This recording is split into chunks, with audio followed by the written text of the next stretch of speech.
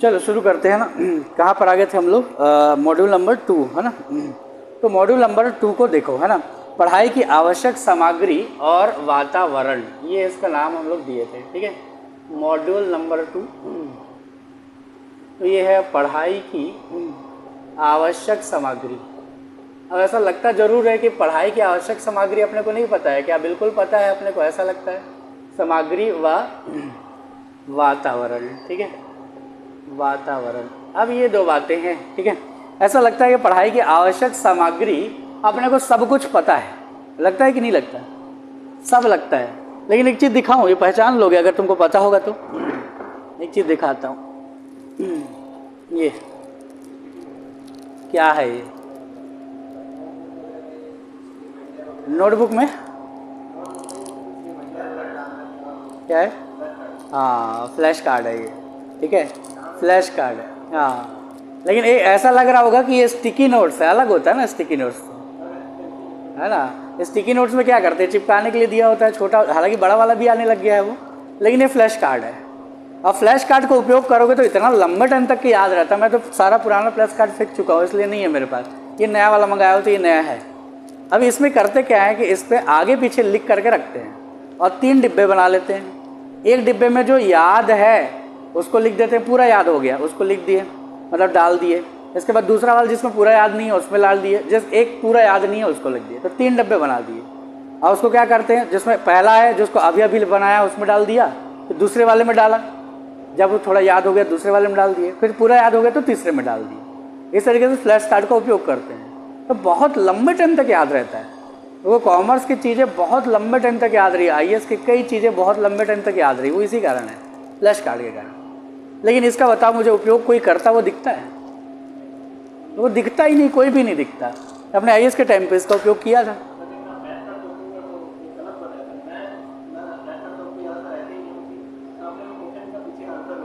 हाँ, वो भी ठीक है, वो तो बेसिक सा यूज़ है। लेकिन उसमें करते क्या है जानते हो, उसमें 3 तरीके से उसको डिब्बे में बांट देते हैं। वो इतना अच्छा टेक्निक है ना कि भाई पहले बार मैं पढ़ रहा हूँ तो मुझे तो याद नहीं है, तो उसको बार बार मैं देखूंगा, कुछ नहीं तो कम से कम क्या करना है, 3 बार पढ़ना है। और एक छोटा फ्लैश कार्ड, उसको 3 बार पढ़ने में कितना देर लगेगा? 3 बार पढ़े रख दिए, 3 बार पढ़े रख दिए। लेकिन एक टाइम बाद क्या होगा, निकाल के देखोगे तो अरे इसमें तो ये लिखा था, याद आ जाएगा। पीछे तरफ ये लिखा था, याद आ जाएगा। तो याद हो गया, आधा हो गया मान लो, तो उसमें डाल दिए, आधा वाले को रोज देख रहे हो। और फ्लैश कार्ड की संख्या अगर 100 भी है ना तो भी उतना ही याद रहता है। ये हैरानी की बात है, ये बड़ा कमाल का चीज़ है ये, ठीक है। तो इस तरह की चीज़ें, आवश्यक सामग्री जो विदेश में उपयोग की जाती हैं बड़े बड़े यूनिवर्सिटी में, वो हम लोग नहीं कर रहे हैं उपयोग में। इसलिए क्या होता है, बहुत लंबे टाइम तक हम रिटेंशन नहीं रखते, अपना याद ही नहीं कर पाते। ठीक, दूसरा चीज़ इसमें क्या है, वो है वातावरण। अब वातावरण की बहुत बड़ी भूमिका है। एक बात है, लोग कहते हैं ना कि पढ़ने वाला कहीं पर भी पढ़ लेता है, मैं मानता ही नहीं इस बात को। पढ़ के दिखाओ ना, मंदिर के सामने या फिर मस्जिद के सामने वो चला रहे हैं कंजर एकदम, वहाँ पर पढ़ करके देखो, बहुत ही मुश्किल काम है। मैं कहाँ पढ़ता था, यहाँ श्याम बाबा मंदिर है, वहाँ मैं जाता था। तो श्याम बाबा मंदिर की खासियत ये है कि बाहर में थोड़ा बहुत तो चलाते, लेकिन अंदर में कोई भी म्यूज़िक चलने नहीं देते, वो शांत बैठने के लिए रखता है उसको। तो वहाँ पढ़ाई गजब की होती थी। तो भाई वातावरण का महत्व तो है, इस बात से कोई इनकार नहीं किया जा सकता। तो ये 2 बातें अपने को समझने पड़ेगी मॉड्यूल नंबर 2 में, ठीक है। तो देखते हैं इसमें से how to study tool kit, यानी कि हमने टूल किट देखा और क्या क्या आवश्यक सामग्री है जो चाहिए अपने को पढ़ाई लिखाई के लिए, ठीक है। क्या क्या सामग्री है? पहला लेखन सामग्री, ठीक, पढ़ के देखते हैं। तो लेखन सामग्री में क्या होगा, पेन, पहला चीज़ देख रहे हो। लेखन सामग्री में पहला चीज़ है बॉल पेन। अभी कौन नहीं जानता बॉल पेन, लेकिन तुमको पता नहीं होगा बॉल पेन भी 3 टाइप का आता है। एक होता है फाइन वाला, ठीक है, बॉल पेन जो होता है ना, वो होता है क्या, यहाँ पर 3 टाइप का। एक होता है जिसको हम बोलते हैं फाइन, जनरली 5 रुपये वाला जो पेन होता है या 2 रुपये वाला पेन होता है, एकदम पतला चलता है, हल्का सा ही निकलता है, फाइन पेन। दूसरे नंबर पर आता है, उसको बोलते हैं मीडियम, ठीक बात है। दूसरा वाला है मीडियम पेन।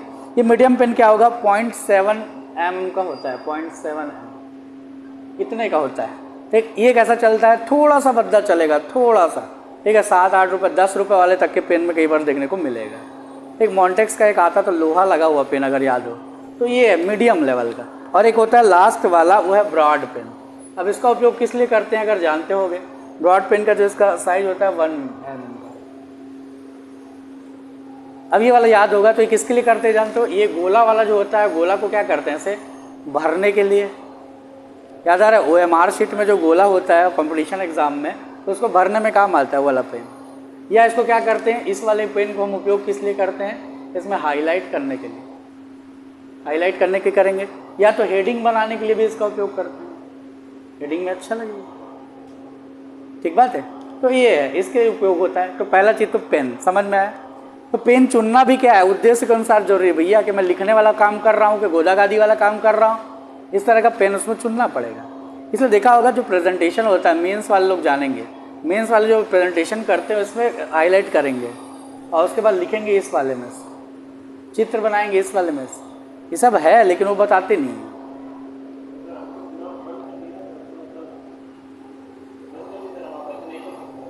नहीं ऐसा कुछ नहीं है, नहीं ऐसा कुछ नहीं है, सब कर रहे हैं। पहले नियम बताए थे वो लोग कि अंडरलाइन नहीं कर सकते, अंडरलाइन भी कर रहे हैं लोग और नंबर पा रहे हैं। ये ज़बरदस्ती झूठ फैलाया हो। नहीं वो जानते नहीं होंगे इसलिए बोल रहे होंगे। भाई किसी भी जो निकाला है मेंस उससे पूछ लेना अंडरलाइन क्या, वो कॉपी दिख जाएगा, या टॉपर्स की कॉपी खोलना उसमें दिख जाएगा अंडरलाइन। ठीक है, आगे देखो। इसके बाद फिर gel pen, fine tip pen, ठीक बात है, ये दोनों जानते होंगे। जेल पेन लेकिन वो खराब बात है, क्योंकि क्या होता है, खराब हो जाता है सीधा। ठीक, इसके बाद है पेंसिल। पेंसिल भी दो टाइप का आता है, HB क्वालिटी का एक होता है, एक 2B क्वालिटी का होता है। 2B क्वालिटी थोड़ा ज़्यादा भद्दा चलता है, HB वाला थोड़ा कम चलता है, नॉर्मल। ठीक, इसके बाद देखो इरेजर, जानते ही हो, है ना। इसके बाद है शार्पनर, जानते ही हो। Sketch pen, colour pen, topic अलग अलग करने के लिए। ठीक है, ये कलरफुल जो क्वेश्चन जो बनाते हैं ना, नोट्स, कलरफुल नोट्स, वो बहुत लंबे टाइम याद करने में उसमें सहायता मिलती है। लेकिन वही है कि वो थोड़ा सा टाइम टेकिंग होता है कलरफुल पेन का उपयोग करना। ठीक है, लड़की लोग जनरली करते हैं, लड़के लोग कम करते हैं। ठीक है, आगे देखो स्मरण और फोकस बढ़ाने वाले टूल्स। ठीक है, स्मरण और फोकस बढ़ाने वाले टूल्स क्या क्या है? पहला है हाइलाइटर, 3 से 5 रंग के होते हैं। अभी हाइलाइटर पहली बार उपयोग में आएगा क्या? पढ़ने टाइम पे नहीं आता है, वो दूसरे बार में उपयोग होता है। 3 से 5 कलर का उपयोग करोगे, याद हो जाता है। जैसे मैं क्या करता था, परिभाषा को लेकर के हमेशा रेड कलर पे ही करता था, मुझे लगता था कि ये नंबर काटता है, ये खतरा वाला चीज़ है, तो परिभाषा को स्विच में अंडरलाइन करेंगे। मेन कंटेंट की जो लाइन है उसको पीले रंग के करेंगे, निष्कर्ष वाला उसको हरे रंग के करेंगे। इस तरीके से हाईलाइट कर दिए, चीज़ें याद रहेंगी लंबे टाइम। आगे इसके बाद है स्टिकी नोट्स, अलग अलग रंगों में। अभी क्या होता है, स्टिकी नोट्स का उपयोग कैसे करते हैं जानते हो? स्टिकी नोट्स, इसका उपयोग किस किस काम में करते हैं अपन लोग स्टिकी नोट्स का? हाँ, कंटेंट नया आ गया और लिखने की जगह नहीं है तो उपयोग करते हैं। और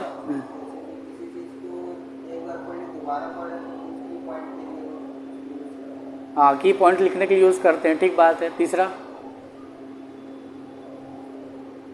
इसको बोलते हैं पैरा वन वर्ड। समझते हो पैरा वन वर्ड क्या होता है? जैसे एक पैराग्राफ को पढ़ोगे तो एक पैराग्राफ पढ़ने के बाद 1 या 2 शब्द में क्या होता है, उस पूरे पैराग्राफ का अर्थ निकल सकता है। तो उस 1-2 शब्द को लिख दोगे तो पूरा पैरा पढ़ने की जरूरत ही नहीं, सीधा वो शब्द पढ़े और हमारा काम चल गया। इसके अलावा क्या होता है, बहुत मोटे मोटे बुक में भी उसको लगाते हैं स्टिकी नोट्स। इंपॉर्टेंट एरिया जो मैंने जो मेन पेज लगाया हुआ है वो एक बार में मुझे मिल जाए देखते टाइम पे, इसके लिए उपयोग करते हैं स्टिकी नोट्स। ठीक है, इसके बाद फिर देखो क्विक रिवीजन या डाउट्स के लिए, इसके लिए क्या क्या सामग्री होती है? तो देखो क्विक रिवीजन के लिए वही है, फ्लैश कार्ड, है ना। तो फ्लैश कार्ड अलग अलग टाइप का आ सकता है, प्लेन आ सकता है, इसमें इंडेक्स कार्ड आ सकता है। इसमें एक टेक्निक होती है एक्टिव रिकॉल टेक्निक, आगे देखेंगे हम लोग, उसके लिए उपयोग होती है एक्टिव रिकॉल की टेक्निक के लिए। ठीक है, तो प्लेन या इंडेक्स कार्ड मैं जो मंगाया हूँ जनरली वो मैं प्लेन वाला उपयोग करता हूँ, प्लेन अच्छा लगता है। अलग इसमें वन लाइनर भी आता है, इसमें डॉटेड भी आता है अलग से। ठीक है, तो प्लेन वाला मुझे ज़्यादा अच्छा है तो मैंने वही मंगाया फ्लैश कार्ड। अगला देखो बुक मार्क्स, टैब्स, लंबे चैप्टर या नोट्स नेविगेशन के लिए। ठीक, अब जिनको उपयोग करना है, नेट चलाते हैं, जिनको लग रहा है कि भाई ऑनलाइन चाहिए तो वो तो बुक मार्क कर सकते हैं, उसमें ब्राउज़र में ये करते हैं। आगे इसमें प्रोमोडोर टाइमर या स्टॉप वॉच या फोकस टाइम के लिए, ब्लॉक्स के लिए। ठीक बात है। अब प्रोमोडोर टाइमर, प्रोमोडोर टाइम क्या होता है जानते हो? एक बार में एक सिटिंग में कितना देर बैठना होगा? एक सिटिंग में बैठना होगा 25 मिनट। ठीक है, और 25 मिनट के बाद कितना गैप होता है? 5 मिनट का गैप, ये तो उसको हम क्या बोलते हैं? प्रोमोडोर। तो प्रोमोडोर वाला एक अलग से क्या आता है जानते हो? एक अलग से एक टाइमर आता है, इस तरीके से वो बना होता है।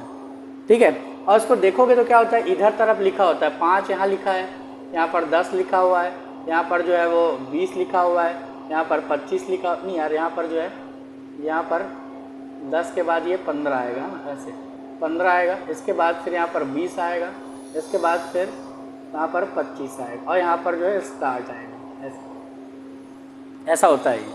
तो इस तरह का क्या होता है कि स्टॉप वॉच आता है, ठीक है। तो उसको जैसे लगाए रहोगे तो क्या होगा, पहले वो 5 मिनट में जलता रहेगा ऐसे ऐसे, उसके बाद जैसे ही वो 5 मिनट से ज़्यादा जाएगा वो 10 मिनट में आएगा, 10 मिनट में जलता रहेगा, फिर इसके बाद आ जाएगा 15 में, 20 में, 25 में और बंद हो जाएगा। जैसे ही देखे क्या रे हो गया प्रोमोडोर टाइम कंप्लीट, ठीक है। तो ये तो मैंने मंगाया नहीं है, लेकिन इसका उपयोग किया जा सकता है और ये बहुत अच्छा क्यों है इसको समझो।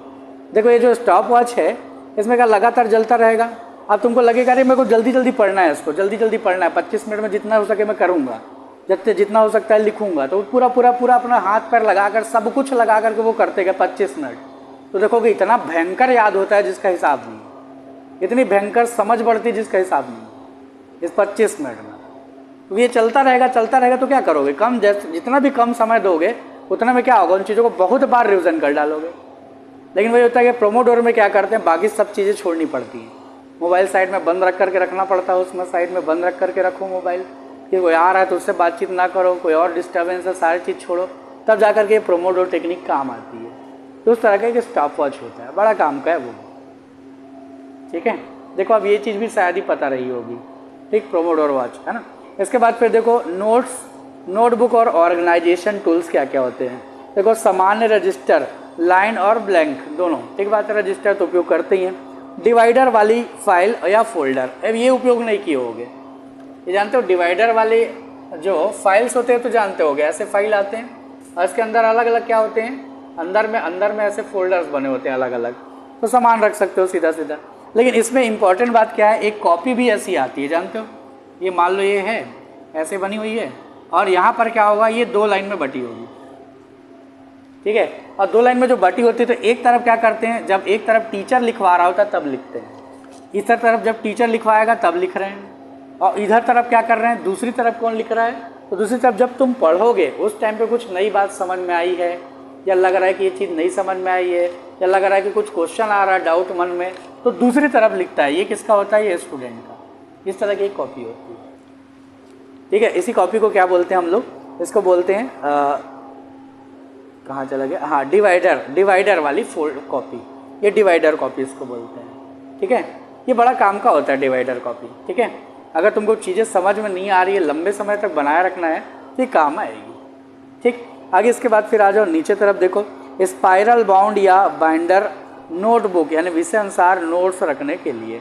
स्पाइरल बाउंड तो जानते हो, पहले क्या कर लिए, पहले पेज में लिखना शुरू किए और बाद में उसको क्या कर लिए, बाइंड करा लिए। एक टेक्निक होती है, इससे क्या फ़ायदा होता है कि इससे ये होता है कि भाई ख़राब नोट्स नहीं बनता, अच्छा ही बनेगा, इस तरह से होता है।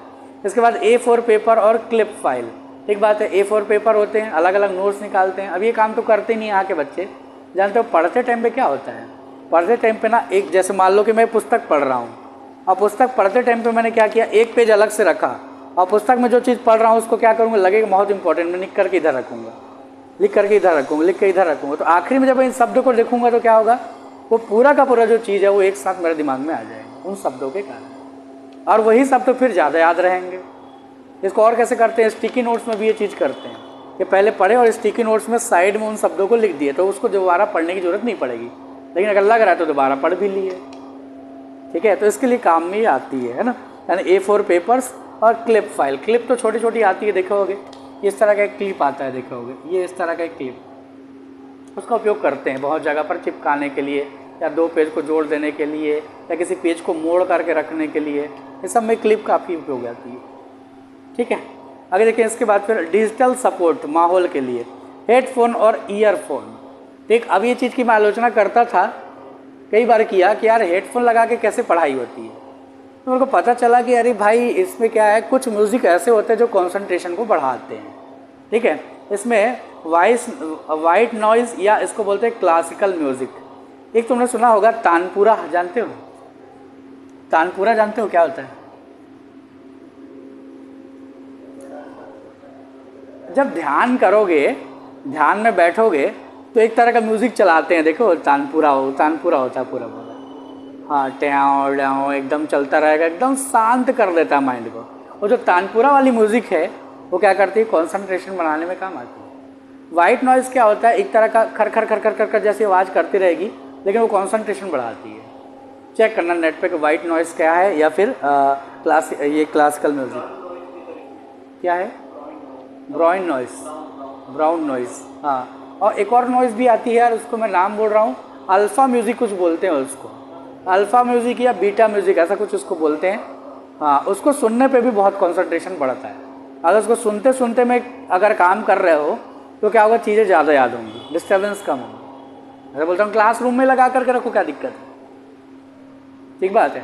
तो ये है ना तानपुरा टाइप का। तो लेकिन मैं काफ़ी देखा हूँ तानपुरा में, काफ़ी कंसंट्रेशन है भाई उसमें, भयंकर।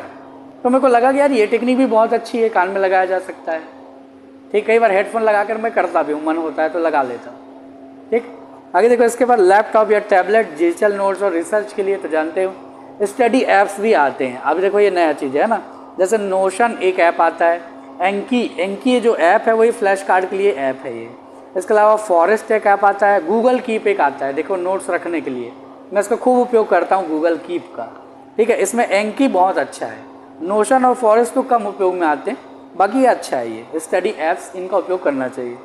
आगे देखो, स्टडी एनवायरनमेंट सपोर्ट के लिए, स्टडी एनवायरनमेंट सपोर्ट, तो क्या क्या पहला चीज़ है इसमें देखो, स्टडी लैम्प।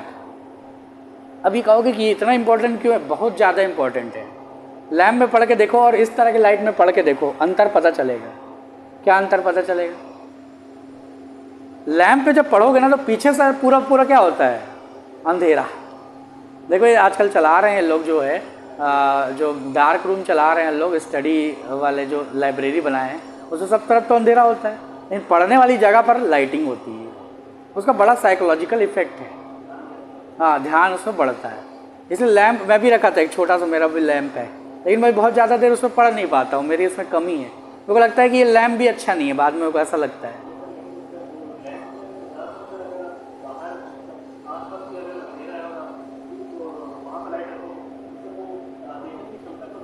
नहीं, ऐसा नहीं है, अच्छे लाइट आते हैं उसमें नहीं होती है, अच्छे वाले में नहीं आएगी। एकदम घटिया वाली है या एकदम कम रोशनी दे रही है तो उसमें तो चश्मा लग जाएगा। नहीं, वो एक बल्ब आती है जो ना चुभती नहीं है, वो वाली बल्ब आती है वो। हाँ, मेरे दोस्त के रूम में है ना, वो अपना ना पढ़ने का रूम अलग से बनवाया है उसने, इतना अच्छा लगता है उसके में पढ़ने में। मेरे यहाँ तो छोटा पड़ जाता है मेरा घर, है उसका फ़ायदा। हाँ हाँ हाँ, पेपर लगाने पे, हाँ, कई लोग का देखा हूँ मैं। हाँ, ठीक बात है, नहीं तो एकदम गड़ेगा भी तो क्या मतलब होगा। हाँ,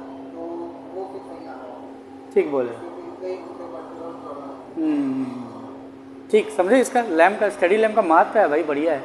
आगे इसके बाद देखो, आरामदायक चेयर और डेस्क। ठीक बात है, पहले क्या होता था, मेरी गलत धारणा थी कि यार अगर पीछे टिक करके बैठूंगा तो नींद आएगी, तो मैं बिना टिकने वाला चेयर उपयोग करता था, लेकिन बाद में कमर भी देने लग गया दर्द। तो ज़्यादा अच्छा मुझे लगता है कि थोड़ा टिकने का कम से कम व्यवस्था तो हो, उस तरह का आरामदायक चेयर। लेकिन चेयर का मतलब एकदम नहीं है कि एकदम लेटने वाला चेयर हो गया, उस तरह का चेयर भी सही नहीं है इसकी, है ना।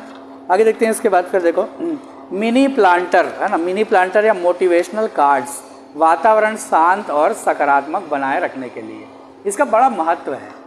ठीक है, मिनी प्लांटर या कार्ड्स में तो मंगाया नहीं हूँ, मेरे नीचे वाले रूम में था, लेकिन वो क्या होता है, इसी साइज़ का आता है, इस साइज़ का भी और बड़ा भी कर सकते हो। जैसे मैंने तो 1-2 तुमको दिया है कल, ठीक है, तो उसको भी चिपका करके रखे, पढ़ने की गलतियाँ वाला चिपका करके दिए थे प्लांटर, है ना। या फिर कोई मोटिवेशनल बहुत ज़्यादा किसी को देख करके लगता है, तो जैसे डॉक्टर अम्बेडकर, ठीक है, डॉक्टर अम्बेडकर मेरे लैपटॉप में मैं लगा करके रखता हूँ, जनरली मन करता है दिखता हूँ, ये बड़ा फ़ायदा करता है प्लांटर। ठीक है, तो ये इंपॉर्टेंट है, मोटिवेशनल कार्ड्स भी इंपॉर्टेंट है। आगे देखो, इसके बाद शांति और रोशनी, अब इसकी तो कोई दो राय है ही नहीं है। आगे इसके बाद है mobile distraction free. Distraction free mobile क्या होता है, जिसमें नोटिफिकेशन ऑफ है, तब तो वहाँ पर रखो, लेकिन बार बार नोटिफिकेशन बज रहा है तो पढ़ाई करने को देगा नहीं।